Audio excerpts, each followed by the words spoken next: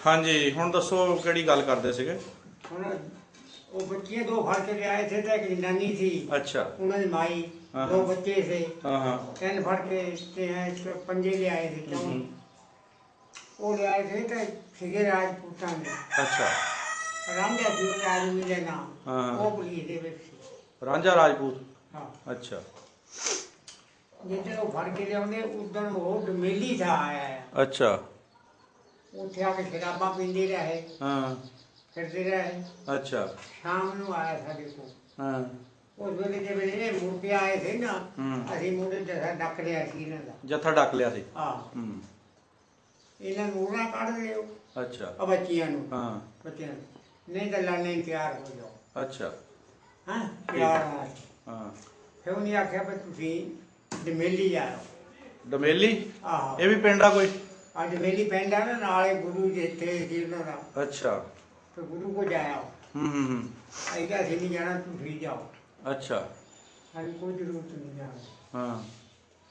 ਉੱਥੇ ਮੈਂ ਗਏ ਤੇ ਫਿਰ ਉਹਨਾਂ ਕੋਲ ਗਏ ਤੇ ਉਹ ਗੁਰੂ ਨੇ ਕਿਹਾ ਵੀ ਉਹਦੇ ਬੱਚੇ ਉਹ ਦੇ ਆਓ ਜਿੱਦਾਂ ਕਹਿੰਦੇ ਆ अच्छा ਤੁਸੀਂ ਮਰ ਕੇ ਆਉਂਗੇ ਮਾਰ ਕੇ ਕਿਸੇ ਨਹੀਂ ਆਉਣਾ ਉੱਥੇ सही ਹਾਂ फिर की होया ਫਿਰ ਉਹ ਗਏ ਤੇ ਜਾ ਕੇ ਉਹਨੇ ਦੇ ਦਿੱਤੇ ਬੱਚੇ अच्छा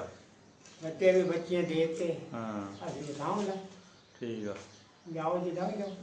ਤੁਹਾਡਾ ਕਹਿੰਦੇ ਭਾਈ ਜਿਹੜਾ ਛੋਟਾ ਇਹ ਉੱਥੇ ਰਹਿ ਗਿਆ ਸੀਗਾ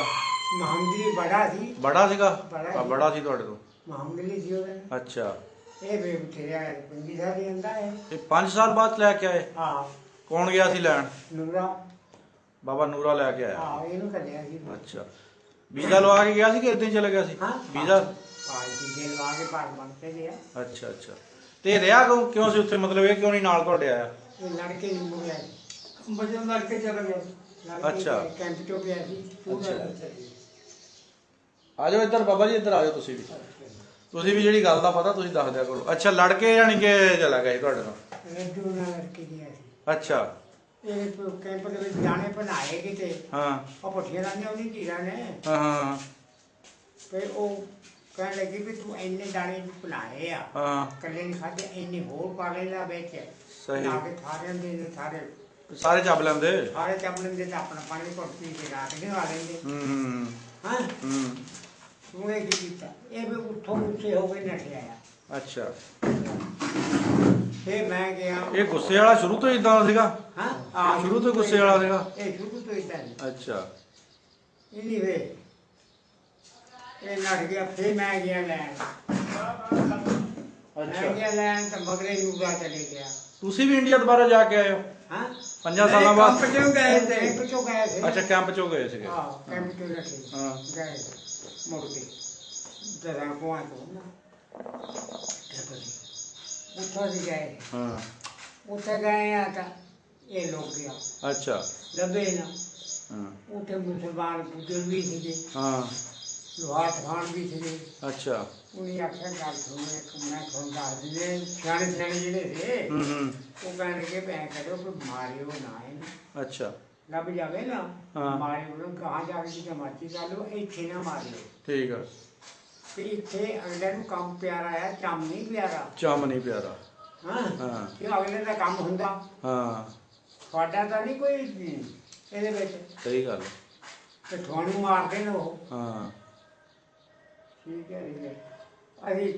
ਸ਼ਾਮ ਨੂੰ ਨਾ ਲੰਬਾਏ ਸ਼ਾਮ ਨੂੰ ਮੁੜ ਕੇ ਚਲੇ ਗਏ ਹੂੰ ਮੁੜ ਕੇ ਗਏ ਆ ਤਾਂ ਅੱਗੇ ਕੈਂਪ ਤਿਆਰ ਸੀ ਕਹਾਂ ਤੁਰ ਪਏ ਅੱਛਾ ਤੁਰਿਆ ਸੀ ਕੈਂਪ ਹਾਂ ਤੁਰਦੇ ਗਏ ਆ ਹਾਂ ਆ ਕਹਾਂ ਹਾਂ ਗੱਲਾਂ ਬਾਤਾਂ ਆ, ਹੋਰ ਗੱਲਾਂ ਬਾਤਾਂ ਤੇ ਇਹ ਫਿਰ ਰਿਹਾ ਉੱਥੇ ਇੰਨੀ ਦੇਰ ਕਿੱਥੇ 5 ਸਾਲ ਕਿਹਨਾਂ ਕੋ ਰਿਹਾ ਸਿੱਖਾਂ ਕੋਲੇ ਰਿਹਾ ਸਿੱਖਾਂ ਦੇ ਨਾਲ ਹੀ ਰਿਹਾ ਹਾਂ ਅੱਛਾ ਸਾਰੇ ਬਾਗ ਫੀਜੂ ਸੀਗੇ ਤੇ ਜਾਣੀ ਉਹਨਾਂ ਨਾਲ ਬਾਈ ਬੀਜੀ ਕਰਾਉਂਦਾ ਰਿਹਾ ਆਹਾ ਖੇਤਾਂ ਦੇ ਕੰਮ ਖੇਤਾਂ ਦਾ ਕੰਮ ਅੱਛਾ। ਵੀ ਚਲੇ ਜਾਂਦੇ ਸੀ ਹਾਂ ਚਲੋ ਆ ਤੇ ਗਿਆ ਮੁੜ ਕੇ ਆਪਣਾ ਮਾਨ ਬਚਾ ਲਿਆ ਉੱਥੇ ਉਹਨਾਂ ਦੇ ਰਹਿ ਕੇ ਫਿਰ ਕੀ ਪਤਾ ਲੱਗਾ ਤੇ ਇਹ ਲਿਖਾਇਆ ਸੀ 12 ਸਾਲ ਦਾ ਅੱਛਾ ਨੂਰੇ ਨੂੰ ਹਾਂ ਲਿਖਾਤਾ 12 ਸਾਲਾਂ ਦਾ ਹਾਂ ਹਾਂ 25 ਸਾਲ ਦਾ ਤਾਂ ਮੈਂ ਸੀ ਹਾਂ ਉਹਦੇ ਆਹ ਤਾਂ ਫਿਰ ਵੱਡਾ ਸੀ ਤੁਹਾਡੇ ਉਹ ਤੋਂ ਵੱਡਾ ਸੀ ਹਾਂ ਹਾਂ ਸਭੀ ਸਦਾ ਸਾਲਾਂ ਦਾ ਅੱਛਾ ਉਹਦੇ ਵੇਲੇ ਉੱਠੇ ਗਏ ਨਾ ਹਾਂ ਲਿਆਏ ਫੜ ਕੇ ਲਿਆਂਦਾ ਹਾਂ ਪੁਲਿਸ ਗਈ ਜਾ ਕੇ ਲਿਆਈ ਹੈ ਨਾਲ ਇਹ ਗਿਆ ਹੂੰ ਜੋ ਦੱਸਿਆ ਇਹ ਜੋੜ ਲਾਇਆ ਤੇ ਤੂੰ ਦੱਸ ਹੂੰ ਉਹ 5 ਸਾਲ ਹੋ ਗਏ ਥੋੜਾ ਕੁਝ ਤਨਖਾਹ 2 ਰੁਪਏ 4 ਰੁਪਏ ਮਹੀਨਾ ਹਾਂ ਜਾਂ 5 ਜਾਂ 10 ਹੋ ਹਾਂ ਅੱਛਾ ਇਹ ਤਾਂ ਅਸੀਂ ਜਿਹੜੇ ਆ ਹਾਂ ਲੈਣੇ ਤਾਂ ਅਸੀਂ ਆ ਹਾਂ ਅਸੀਂ ਲੈ ਲੈਣੇ ਆ ਫੰਡ ਤੈਂ ਤਾਂ ਨਹੀਂ ਮੰਗਣੇ ਸਹੀ ਅਸੀਂ ਲੈ ਕੇ ਤੈਨੂੰ ਦਿਆਂਗੇ ਹਾਂ ਹੂੰ ਇਹ ਗੱਲ ਇਹ ਹੈ ਹੀ ਕੁਛ ਆ ਉਹਨਾਂ ਨੇ ਕੀ ਦੇਣਾ ਰੋਟੀ ਤੇ ਰੱਖਿਆ ਸੀ ਬੰਦਾ ਉੱਥੇ ਕੀ ਲੱਭਣੀ ਸੀ ਤਨਖਾਹਾਂ ਉੱਥੇ ਇਹ ਤਾਂ ਇਹ ਕਹਿੰਦਾ ਹਾਂ। ਇਹ ਤਾਂ ਲੈਂਦੇ ਹਾਂ ਉਹਨੇ ਕਿਹਾ ਨਹੀਂ ਉਹਨੇ ਕਿਹਾ ਨਹੀਂ ਹੁਣ ਲਿਆ ਨਹੀਂ